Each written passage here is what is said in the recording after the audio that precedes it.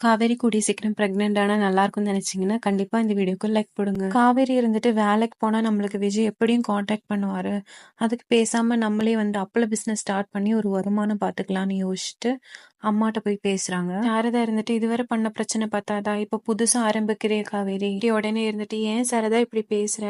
அவ தான் பழையபடி நம்ம சொல்றது கேக்குறேன்னு சொல்றாள்ல, அதனாலதான் அவ வந்து கேட்டால, அப்படியே மூஞ்சி தூக்கி வச்சிருக்கேன். அதுவும் கரெக்ட் தான்மா, எவ்வளவுதான் குமரன் தம்பியும் வந்து கஷ்டப்படுவாங்க. ஆனா இந்த பிசினஸ் ஸ்டார்ட் பண்ணா வீட்ல இருந்து தானே பண்ணணும். அதுக்கு இந்த ஹவுஸ் ஓனர் ஒத்துக்குவாங்களா? இதுக்கு குமரன் இருந்துட்டு இல்லங்க அவங்க ரொம்ப நல்லவங்கன்னு நினைக்கிறேன். அவங்க ரொம்ப ஓப்பன் மைண்டடா தான் அன்னைக்கு பேசினாங்க. நீங்க அசைவம் கூட எடுத்து சமைக்கலான்ற மாதிரி இப்படி பேசிட்டு ஒரு வழியா சாரதா சமாதானம் ஆகுற ஸ்டேஜ் வரும்போது விஜய் பேக் எடுத்து காவேரி இருக்கிற வீட்டுக்கு வந்துறாரு. இதை பார்த்து எல்லாரும் ஷாக் ஆகி நிக்கிறாங்க. விஜய் சொல்றாரு, யாருமே என்ன சரியா புரிஞ்சுக்கலன்னு தான் எனக்கு ரொம்ப கஷ்டமா இருக்கு.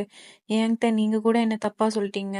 நீங்க காவேரிட்ட கேளுங்க, நான் அவளை எப்படி நல்லா பாத்துக்கிட்டேன்னு. நான் எல்லாருக்காகவும் பண்ணது வந்து நடிப்புன்னு மட்டும் சொல்லாதீங்க, எனக்கு வந்து ரொம்ப வலிக்குது. எல்லாருமே மனசாட்சி தொட்டு சொல்லுங்க, நான் பண்ணனது வந்து நடிப்புன்னு. எனக்கு என்ன நிவின் மேல கோவம்னா, எங்க 2 பேருக்குள்ளேயும் இருக்கிற ரிலேஷன்ஷிப் வந்து எல்லார் விடையும் நிவினுக்கு நல்லா தெரியும். இதுல பாதி மட்டும் யமுனாட்ட சொல்லி இவ்ளோ பெரிய பிரச்சனை உண்டாக்க வேண்டிய அவசியமே இல்ல. யமுனா இருந்துட்டு அவங்க எதுவும் தப்பா சொல்லலையே. விஜய் இருந்துட்டு ஏமா நான் தப்பா சொன்னேன்னு சொல்லல, நாங்க கான்ட்ராக்ட் மேரேஜ் தான் பண்ணோம், அதுக்கப்புறம் நாங்க சந்தோஷமா வாழ ஸ்டார்ட் பண்ணிட்டோம், அது மட்டும் சொல்லாம விட்டுட்டாரு. நிவின் வந்து அதுக்கு தான் போறோம், உங்க ஆபீஸ் கூட வந்து ட்ரை பண்ண உங்ககிட்ட பேச. விஜய் வந்துட்டு சாரதா கைப்பிடிச்சிட்டு என்ன நம்புங்க அத்தை, உங்களை விட நான் நல்லா காவேரி பாத்துக்குவேன் அத்தை, ப்ளீஸ் வாங்க எல்லாரும் நம்ம வீட்டுக்கு போயிடலாம். சாரதா மனசு இலகுமா விஜய் பேசினது கேட்டு திரும்ப ஒன்னா சேருவாங்களா, என்ன நடக்குதுன்னு பொறுத்திருந்து பார்க்கலாம்.